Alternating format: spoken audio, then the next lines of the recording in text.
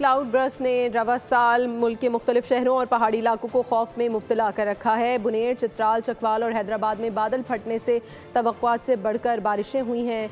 Landsliding, सैलाब और तूफ़ानी बारिशों से मुख्तलिफ हादसात में सैकड़ों अफराद जान की बाजी हार गए हैं। ये क्लाउड बर्स्ट होता क्या है, इस रिपोर्ट में देखिए। मौसमियाती तब्दीलियाँ या कुछ और, क्लाउड बर्स्ट के वाक़यात में इजाफा हो गया।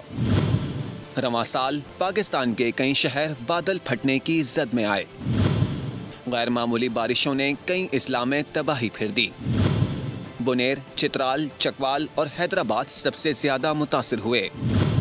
बादल का फटना एक कुदरती अमल है जिसके नतीजे में मूसलाधार बारिश होती है। क्लाउड बर्स्ट की डेफिनेशन ये है कि एक घंटे में जो है वो 100 मिलीमीटर से ज़्यादा बारिश हो एक ही जगह पर। इस तरह ये बारिश जो है वो बेसिकली फ्लैश फ्लडिंग का सबब बनती है। ये एक फ्लैश फ्लडिंग का मसला ये भी होता है कि अनप्रेडिक्टेबल होता है और ये जगह या कोई चीज़ तय नहीं होती, इसलिए जो सैलाबी रेला है उसकी कोई प्रिकॉशनरी नहीं हो सकती।